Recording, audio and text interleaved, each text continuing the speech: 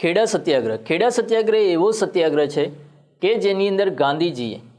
એવી પ્રતિજ્ઞા લીધી કે તેઓ હવે ખાદી જ પહેરશે તથા તેઓ પોતા ક્યારેય પણ પાઘડી પહેરશે નહીં।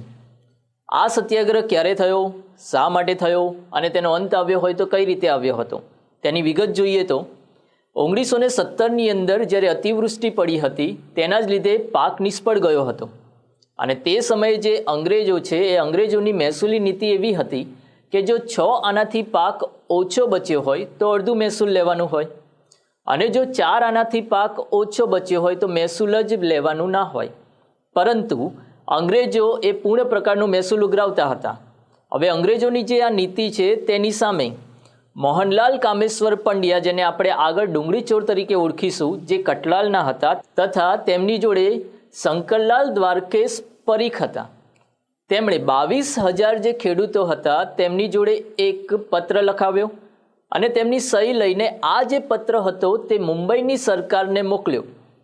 પરંતુ મુંબઈની સરકાર તરફથી કોઈ પ્રકારનો જવાબ આવ્યો નહીં। તે ઉપરાંત જોવા જઈએ તો વિઠ્ઠલદાસ પટેલ અને ગોકલદાસ પારેખ તેમણે પણ કલેક્ટરને પત્ર લખીને એવું જણાવ્યું કે 25%થી વધુ પાક નિષ્ફળ ગયો, તેથી મહેસૂલ માફ કરવું જોઈએ, પણ તેઓ પણ આ વાતમાં નિષ્ફળ રહ્યા અને તેથી જ ખેડૂતોએ પછી વિનંતી ગાંધીજીને કરી કે તેઓ આવીને આ જે આંદોલન છે તેની આગેવાની સંભાળે।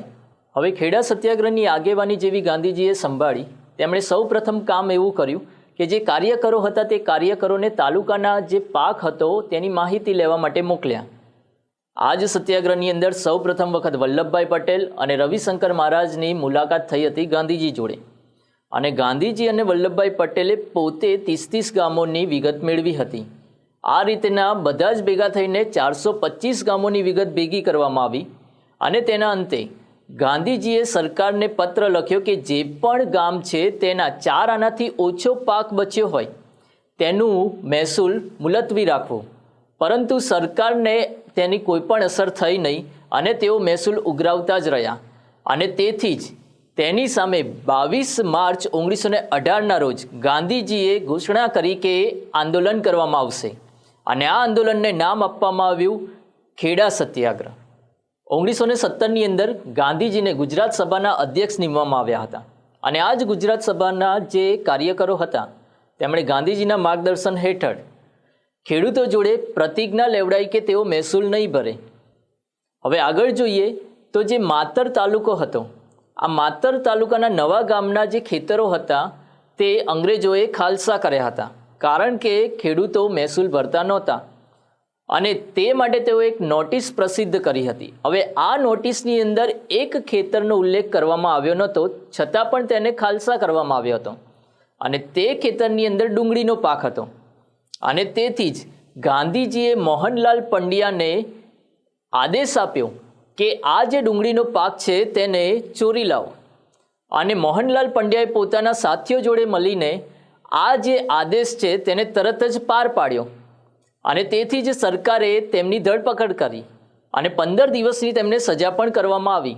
પરંતુ જ્યારે 15 દિવસની સજા પૂર્ણ કરીને મોહનલાલ પંડ્યા જેલની બહાર આવે છે ત્યારે ગાંધીજી અને ગામના લોકોએ તેમનું સ્વાગત કર્યું અને ત્યારે ગાંધીજીએ મોહનલાલ પંડ્યાને એક બિરુદ આપ્યું અને તે હતું ડુંગળી ચોર, જે વારંવાર પરીક્ષામાં પૂછાતું આવ્યું છે કે ડુંગળી ચોર તરીકે કોણ જાણીતું છે તો મોહનલાલ પંડ્યા।